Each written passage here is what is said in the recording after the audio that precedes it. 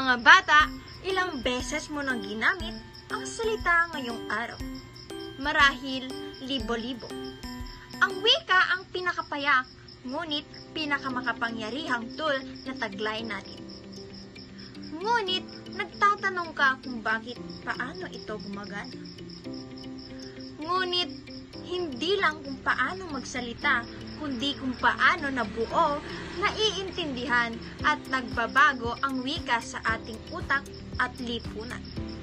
Iyan ang pinag-aaralan ng linguistika, ang siyentipikong pag-aaral ng wika. Isipin ang wika bilang isang gusali na may 5 palapag.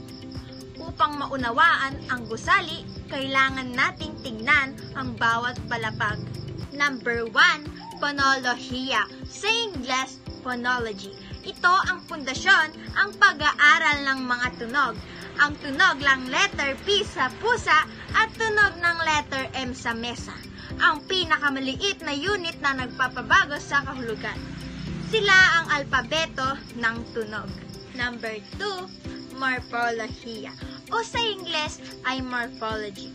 Ito ang nagbubuo ng salita at ito rin ang nagtuturo sa atin na ang ugat na basa ay pwedeng lagyan ng mag. Sa kabuuan ay magbasa o pwede ring idagdag ang salitang in. Sa kabuuan ay basahin. Ito ang mga Lego blocks ng wika. Number 3, syntax. O sa Ingles ay syntax. Ito ang blueprint, ang patakaran sa pag-aayos ng salita. Bakit tama ang salitang si Juan ay kumain ng tinapay at hindi ang tinapay ng kumain si Juan? Ang syntax ang nagbibigay organisasyon sa ating isip. Ang wastong syntaxis ang nagbibigay kakayahan sa atin na maunawaan kung sino ang gumawa ng aksyon at sino ang tumatanggap nito. Halimbawa na rin ay ang kinain ng pusa ang isda ay iba sa salitang kinain ng isda ang pusa. Dahil sa syntaxis, maaari tayong bumuo ng walang katapusang dami ng pangungusap mula sa limitadong bokabularyo. Ito ang esensya ng pagkamalikhain sa wika. Number 4 ay ang semantika. Sa Ingles ay semantics. Pag-aaral kung paano nakikita ang literal na kahulugan ng salita at kung paano ito nagbabago. Tinitingnan nito ang relasyon ng kahulugan o meaning at sanggunian or reference. Halimbawa, ang mga salitang malaki at maliit ay relatibo at kahulugan nito ay nakadepende sa konteksto. At ang ating panglima ay ang pragmatic o sa Ingles ay pragmatics. Ang pag-aaral sa wika lagpas sa literal na kahulugan.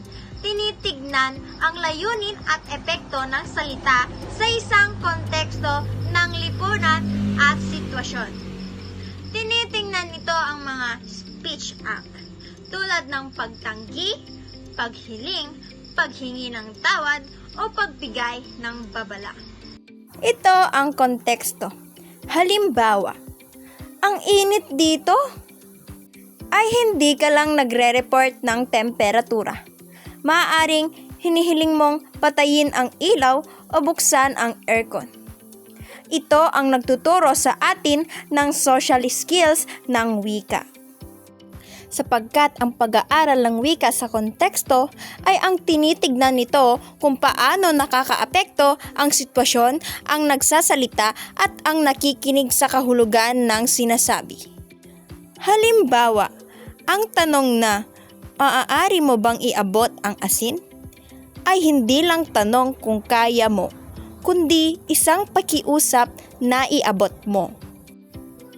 Pag-unawa sa kultura. Ang wika at kultura ay magkarugtong sa pag-aaral ng wika. Mas nauunawaan natin ang kasaysayan, paniniwala at pamumuhay ng isang grupo ng tao.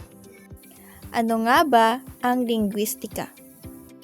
Sa pinakasimpleng definition, ang linguistika ay siyentipikong pag-aaral ng wika. Ibig sabihin, ang isang linguistika ay hindi lamang nag-aaral kung paano magsalita sa iba't ibang wika, kundi mas pinag-aaralan niya kung paano gumana ang wika. Tinitignan nito ang wika sa paraang objektibo at sistematiko. Naranasan mo na bang magbago ng pananalita depende sa kausap mo? Halimbawa, sa pagitan ng iyong lolo-lola at ng iyong best friend? Kung oo, ginagamit mo na ang kakayahang sosyo-linguistika. Ngayon, aalamin natin kung ano ito, bakit ito mahalaga, at paano ito napauunlad. Ano nga ba talaga ang kakayahang sosyo-linguistika? Ito ang kakayahan ng isang tao na gumamit ng wika nang naaangkop sa iba't ibang sitwasyon at kontekstong panlipunan. Hindi lang ito tungkol sa tamang gramatika. Kailangan mong malaman kung anong salita, tono o estilo ng pananalita ang gagamitin batay sa una, sino ang kausap mo? Pangalawa, saan ka nag-uusap? At pangatlo, ano ang layunin mo? Ibig sabihin, alam mo kung kailan maging formal at kailan maging informal. Tignan natin ang ilang halimbawa. Sitwasyon 1, ang pagbati. Ang halimbawa ng isang formal ay ang pagbati. Magandang araw po, ma'am. Kumusta po kayo? Maaari po ba akong magtanong tungkol sa ating aralin? Napapansin natin ang paggamit ng po at opo at formal na pananalita. Halimbawa rin ng informal ay ang kausap ang iyong barkada. Uy, Bes! Musta na? Pwede ba kitang tanungin sa assignment? Mahahalata natin na gumagamit ng slang o mas casual na pananalita. Pareho lang ang layunin ang magtanong pero nag-iba ang pananalita dahil sa relasyon at sitwasyon. Ito pa ang mga ibang halimbawa. Kausap mo ang prinsipal ng paaralan. Ipagpaumanhin po ninyo, prinsipal. Hihingi po sana ako ng pahintulot para sa aming proyekto.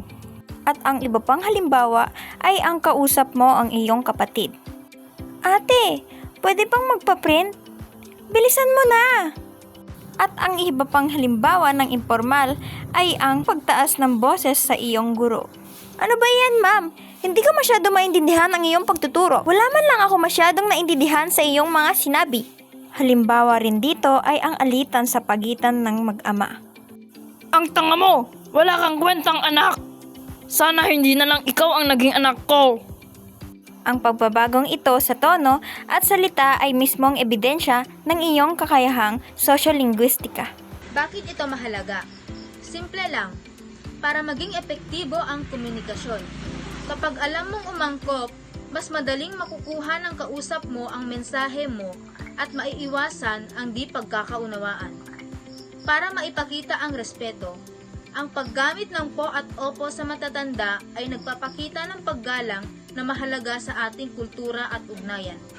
Para makapagbigay, matutulungan ka nitong makisama sa iba't ibang grupo mula sa formal na pagpupulong hanggang sa casual na get-together. Ang kakayahang ito ay nagbubukas ng mas maraming oportunidad sa buhay. Ang sosyo-linguistiko mula sa dalawang salitang pinagtambal ng ganap na sosyo na ang ibig sabihin ay lipunan o sosyedad. At linguistika na nangangahulugan namang maagham na pag-aaral ng wika. Pag-aaral sa relasyon ng wika at lipunan. Ito ang nagpapaliwanag sa pakikipag-usap o paggamit ng tao ng wika sa iba't ibang kontekstong panlipunan. Sa huli, tandaan na ang kakayahang sosyo-linguistika ay ang susi sa matagumpay na pakikipag-ugnayan. Ito ay patuloy na natututunan habang nakikisalamuha tayo sa iba't ibang tao at sitwasyon. Hamon ko sa iyo, sa susunod mong pakikipag-usap, bigyan pansin mo kung paano nagbabago ang iyong wika. Tanungin mo ang sarili mo, sino ang kausap ko at bakit ganyan ang aking pananalita? Simulan mong maging mas maingat at mas maangkop sa iyong paggamit ng wika. Salamat sa panonood. Kung may tanong ka, i-comment lang sa ibaba. Paalam!